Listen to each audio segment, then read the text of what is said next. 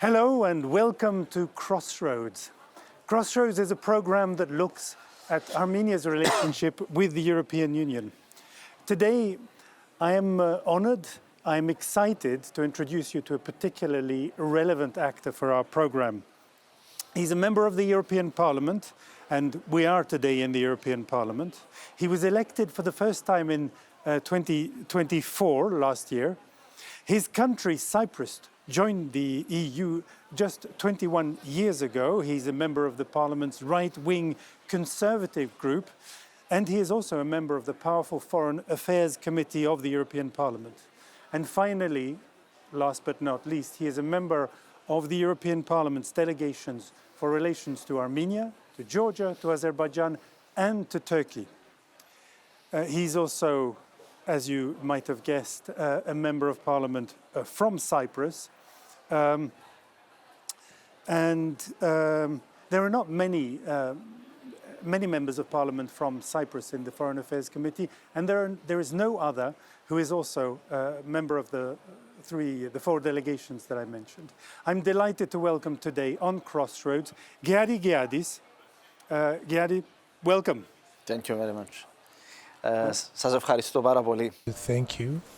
Geadis, there is a good reason for you to be with us today. You tended to have focus on the region, on relations with Armenia, relations with Turkey, of course on EU foreign relations generally speaking. Can you explain what is the focus of your work in the European Parliament and why did you choose these particular priorities? So first of all, I need to thank you for my presence in your TV channel.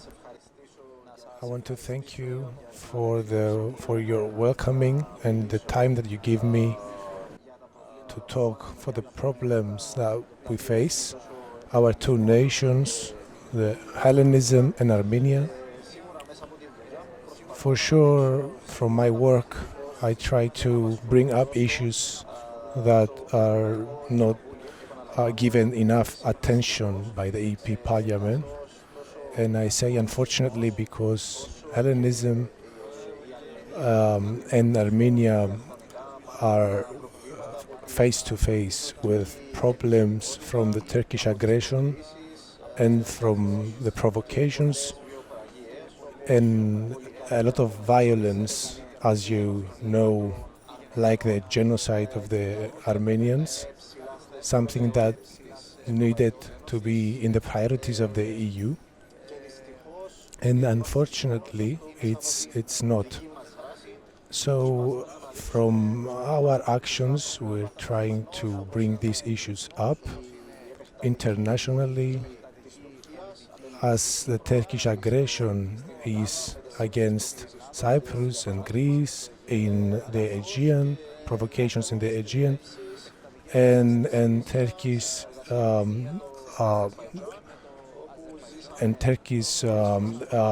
actions against Armenia in Azerbaijan, as we saw in Nagorno-Karabakh. Right. We'll come back. You mentioned the common problems between Cyprus and Armenia, in particular with regards to Turkey. We'll come back to that in a minute. Can you give us one or two examples as a sort of initiatives that were possible through the European Parliament? So, in general, through my presence in the EU Parliament, I have contributed, for example, in the presence of a resolution condemning Azerbaijan. We have also contributed into a resolution condemning the actions in Nagorno-Karabakh. Also, we have visited Armenia, and we had meetings with the Armenian government, with the Prime Minister of Armenia and other members of the government in order to understand better what's happening in Armenia. Attempting to learn what's happening in Armenia and bringing these things up in the EU in order for the Armenian voice to be heard in the EU Parliament. So we are trying from our actions to be useful for the Armenian people as well. Right, and so you mentioned your trip to Armenia with the delegation. You're working with your colleagues in Armenia, as and you no doubt that the Armenian, you no doubt know that the Armenian Parliament adopted a law earlier this year. They decided that Armenia should join the European Union. That is a law that was adopted in Armenia. Do you think Armenia should join the European Union? And do you have any advice for your Armenian colleagues? So, I see that in general, I will take it from the EU side. I see that currently,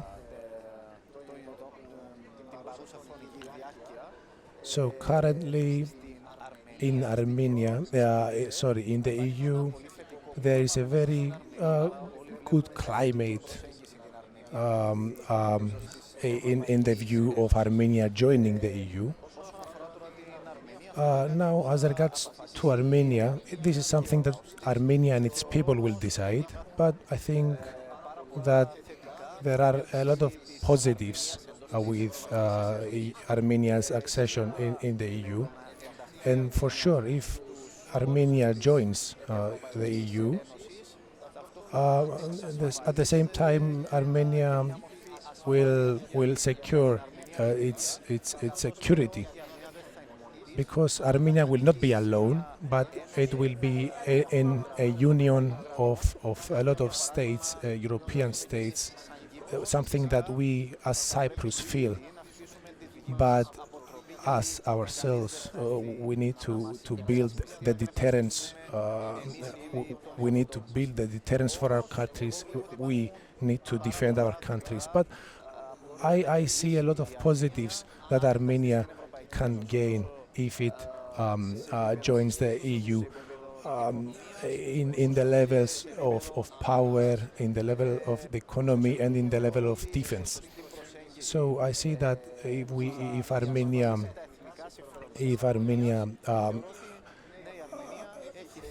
I think that Armenia does have a position in the EU, because this, for us, Armenia is a European nation that can be with us and can strengthen our voice as well. Right.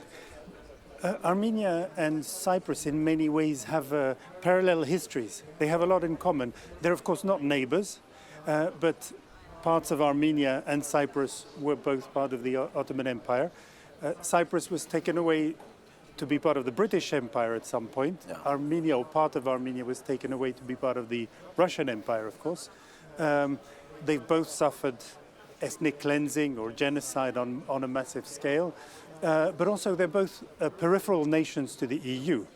About Cyprus, people say, is Cyprus in Europe or is it in the Middle East? And about Armenia, people also say, is it in Europe or is it in Asia? These are nations that bridge, but they're bridge between Europe and the East, shall we say, generally speaking. So there's a lot in common between the two countries. I think, generally speaking, there is also a lot of sympathy between the two peoples. Would you say within the EU there are common interests in a very pragmatic, practical, hard-nosed way? So, as you said, there are a lot of commons in our history, not just between Cyprus and Armenia, but in general with Hellenism. Because, as you know, Cyprus is part of Hellenism. We might be two different states, Greece and Cyprus, but as a nation we have a common identity with Greece. We are Greeks. And certainly one of the many things that unify Hellenism with Armenia is our historical heritage, the critical issues that we had. And I say unfortunately because it's a bad word, genocide. Armenia, Cyprus and Hellenism with the Pontiac Greeks, we have experienced the Turkish aggression and barbarianism against slaughters against women and children, and we don't want anyone to experience such things, but unfortunately these are part of our history, and for sure we know what Turkey means, what the word Azerbaijan means, because Turkey and Azerbaijan have very many things in common, and Islamic fanaticism is a threat to European Union today. We have seen this in the past with terrorist attacks, and also in Cyprus, with a lot of threats in the exclusive economic zone in Cyprus, and with the casus belli of Turkey in the Aegean Sea. So I think that Cyprus, Armenia, and Greece can form a very strong coalition in the EU to overthrow this attempt of Turkey to enter into the EU, and for sure you are a very strong ally to us. Right, and can I encourage you to be a little bit more specific? Are there very specific issues within the EU that Armenia and Cyprus, now or later, could promote together, side by side, economic issues, policy issues of any kind? Yeah, there are a lot of things that we can work on, and I think that because Armenia has brotherly nations into the EU, these nations can help Armenia in the EU. And as I said previously, because there is a positive stance from the other European Parliament members, Armenia can gain a lot of things that will increase Armenia's level economically and in other levels as well. But this decision needs to be taken from Armenia and its people. Us, as a European political group, we have a saying that the national interest is a priority. In contrast to other European parties that believe in a federal Europe with less national power and more federalism, we believe that our political group believes that we need to show solidarity and help between each other, but at the same time we need to preserve national sovereignty of all member states. And these are many. For sure, it's a union that is a union of democracy, and a lot of opinions will be there. But our view is this: so the people of Armenia will decide, and not the EU. Yes, you said each nation, each state should defend its national interest. Earlier on, you also talked about Hellenism, and Hellenism is a phenomenon, a cultural phenomenon that is transnational. As you mentioned, the Pontic Greeks, there are Greek Orthodox people by religion, by language, all over the Mediterranean basin. That's what they used to call the Greek diaspora. They still call the Greek diaspora. There is a vast Greek diaspora, in the same way as there is a vast Armenian diaspora. Yeah. Is the promotion of Greeks and Armenians as minorities, their defense as minorities, the promotion of the idea of diaspora, is that something that should be on a joint agenda? In this topic, I have a different opinion. Yes, there is Armenian and Hellenism diaspora, but I think that we do not do what we should do as Armenia and as Hellenism and as Cyprus. because we should have use diaspora in our benefit.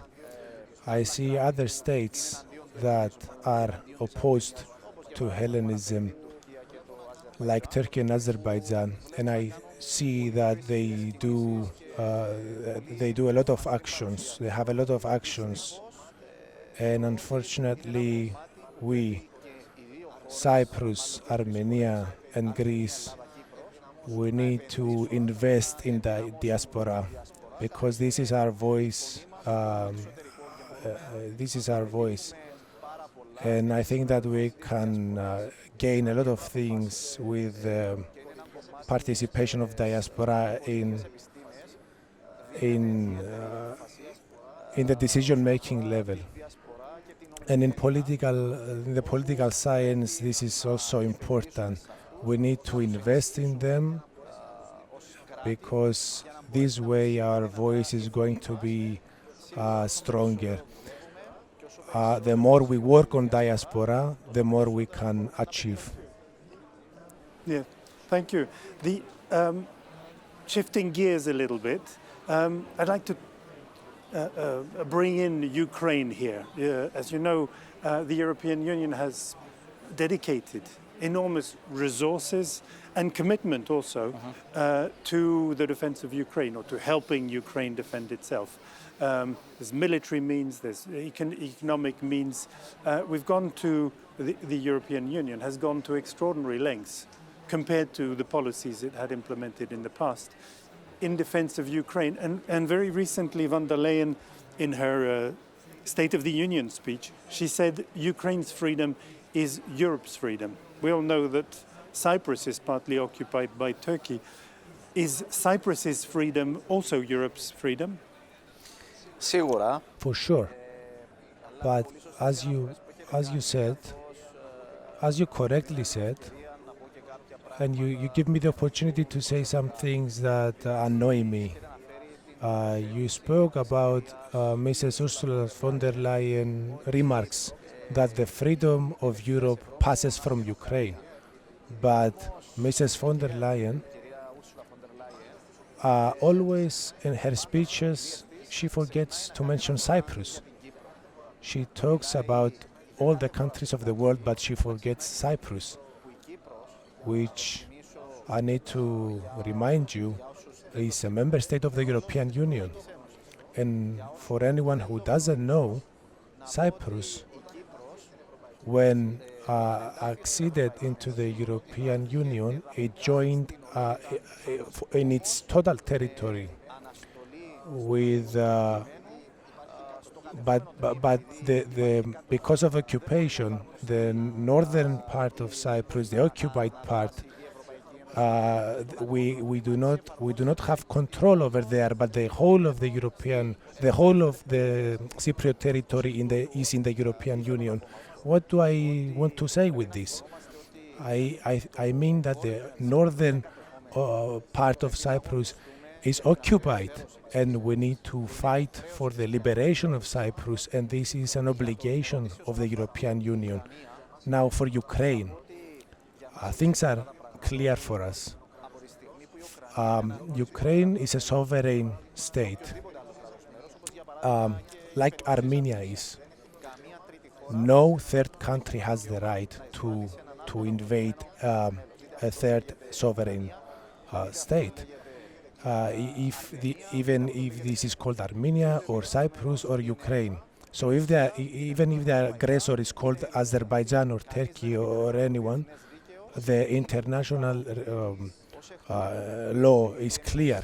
And because we have experienced the results of the Turkish invasion, we do support the territorial integrity of Ukraine, because this is what the international law says. But at the same time, I want to underline and with a complaint that the invader is not just Russia, it's Azerbaijan and Armenia as well, and Turkey is the invader in Cyprus as well. So we cannot and we will never accept a European Union of double standards. and with double standards and selective approach. When you support international law, as Mrs. von der Leyen says, you need to support Cyprus as well. And the freedom of Serbia, for example. And you need to fight for the freedom of Armenia as well, because in Armenia, Azerbaijan. But how do you explain those double standards? Those double standards are observable to anybody who listens or watches. How do you explain that, for instance, von der Leyen forgets Cyprus when she speaks about territorial integrity or fighting? Θα σας μιλήσω. I will talk to you for Cyprus. So I will explain using Cyprus as an example. As Cypriots, as Hellenism in Cyprus, we are responsible as well because we have followed a stance of not talking and not fighting for Cyprus. We have followed a stance of not talking, not to. And with this approach, the only thing that we achieved is nothing. No one listens to us. I think that we need to fight for what we have to fight. Armenia Armenia needs to use this as an example and must not forget its drama. Must not forget its history. Armenia needs to follow a different approach. You need to fight, and you must not forget the genocide. So, Cyprus and the approach that Cyprus has followed is not a good approach to copy, because unfortunately our approach has led to the recognition of the occupation. From my presence here in the European Parliament, we are trying to change this approach, that Cyprus deserves a better future and we deserve to have the same fate as the rest of the European citizens. And what is this? We need to live free in our country as all the rest of the Europeans. It's unacceptable for a member of the European Parliament to be able to travel anywhere in Europe, but not in the occupied territories in my country. And to see my father's home from 100 meters away and not being able to visit it. Just to be clear, in the translation it said we need to fight. I assumed you meant fight politically. You didn't necessarily, you weren't necessarily calling for a military solution. And if I understand you well, you're saying that the attitude of Cypriot governments has been not to cause a fuss in the past, and you're saying that doesn't pay. Accepting to be the good boy in the room is not a good solution. Θα σας πω κάτι άλλο. I will tell you something else that I say privately in my private conversations. Because in politics there are no rules. There is no an international police which is going to preserve international law. We need to understand that good boys cannot live. If we want to live, we need to fight. We need to fight for our historical. Whoever was a good boy in the international sphere, his fate was to be for him to be disappeared. So it's clear. If we don't want to be the last generation of Greeks in Cyprus, we need to fight. And you, if you don't want to be the last generation of Armenians in Armenia, you need to fight. Or else, you know better than me that Armenia is a target of Turkey from the one side and is a target of Azerbaijan from the other side. Their target is to erase Armenia because they want to, because it's their geopolitical. Yes, we know that too well, unfortunately. I have two more questions, and we'll go over them because time is short. We'll go over them a little bit quickly. The first has to do with the European Parliament's immediate agenda. Now, in the European Parliament, the Commission has just published its reports on Turkey's accession. So Turkey has been a candidate country for now many years, more than 2 decades, and every year there is a report published that assesses progress towards accession. I don't think it's a secret that Turkey hasn't made much progress towards accession, but now the European Parliament will have to respond to the Commission's report. Are there any issues that you want to put on the agenda that you will be pushing for in the Parliament? For example, what you just mentioned on Turkey. Today we had a topic in the Committee of Foreign Affairs concerning the EU enlargement. And when Mrs. Koch mentioned that Turkey is not doing anything for its accession because of human rights violations and then I have said to her that is it just the human rights the problem that Turkey you forgot Cyprus. I told her that she forgot Cyprus. It's not just human rights. She also mentioned that Turkey is a strategic partner and that we have common interests and that we do have common interests in the Eastern Mediterranean. But I know that in the Eastern Mediterranean, Turkey is becoming the obstacle for projects of European interests. Turkey is blocking Italian ships. Turkey has agreements, has illegal agreements with Libya, and Turkey also occupies Cyprus. So we need to understand that if a country if a country is to join the EU, that country needs to show respect towards the EU. And I will also say that Turkey cannot be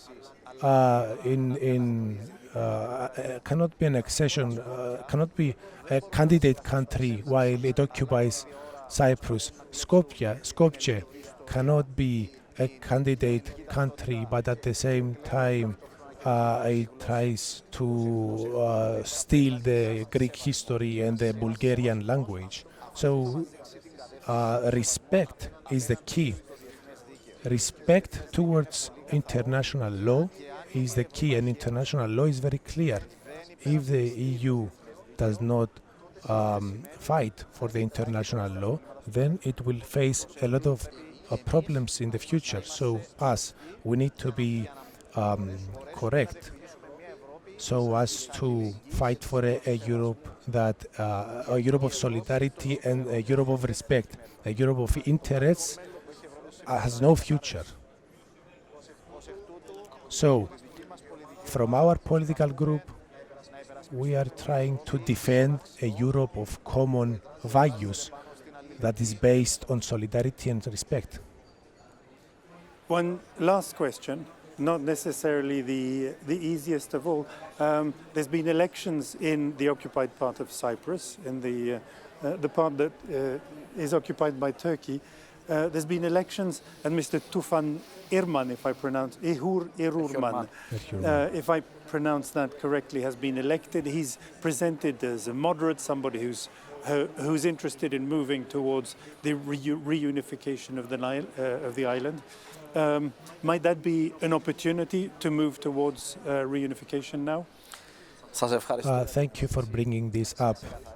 because I need to make something clear. Cyprus is not divided, and we do not seek for unification. Cyprus is half occupied, so we seek liberation. So we can identify the wrongdoings of the Cypriot political leadership. There were no elections in Cyprus. If something is illegal, it means there are no elections. So these are the mistakes of the politicians of the other political parties in Cyprus. If they congratulate an imaginary leader, a person that thinks that they are the representative of someone, I will be clear. So an illegal secessionist entity cannot have formal elections. So we didn't have elections. I cannot go to my neighborhood and have some fake elections and say that I'm the king of Cyprus. I will not be the king of Cyprus. I know that the elections in Cyprus are announced by the Ministry of Interior, and that they announce the elections. I will come to you. Yes, I hear you, of course, and I understand your. I know that you and your party, you favor a unitary solution to the island. You're not interested in a confederation, and under the legitimate state in the island is the Republic of Cyprus, the only Republic of Cyprus. Nevertheless, if you do not seek a military solution, if you're trying to negotiate your way to reunification, it's good to have a helpful partner, is it not? I will explain. This was the second part of my answer that I would give, and I will tell you now. The new occupation leader, the new representative of the occupation, will not bring something different to the Cyprus problem. From his first day, he mentioned that he is in the line of Turkey. So he mentioned before his fake election that the occupation of Cyprus is the occupation, the so-called occupation of Greek Cypriots in the bodies of the government. And with his stance in the last few days, he asked for a monument of Turkish Cypriots in the EU, forgetting that the Turkish invasion is the cause of all the problems of Cyprus, and that the Turkish invasion brought a lot of war crimes in Cyprus, including 1,609 missing persons. But we need to understand that some things, we need to see them from the realism lens. Politics is not imaginations. Politics is not what we want to believe, but there is a reality. And the reality is one, that in Cyprus there is occupation, and the leader of the occupation today is a puppet of Turkey, a puppet in the hands of Turkey.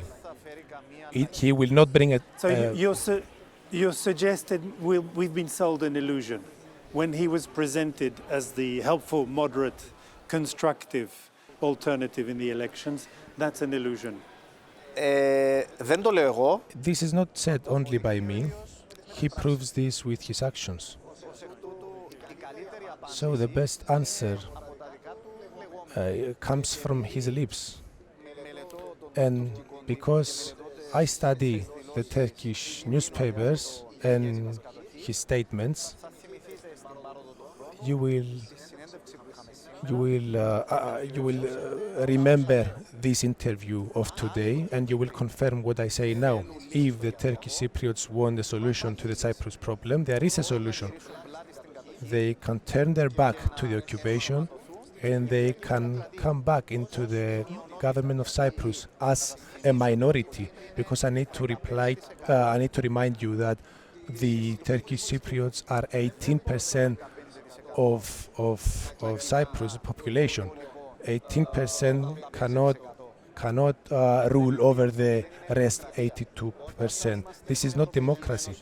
When we are in the European Union and we say that we are defending certain values, it means that we are defending democracy. We cannot say that we have democracy in Europe, but in Cyprus we have an apartheid state.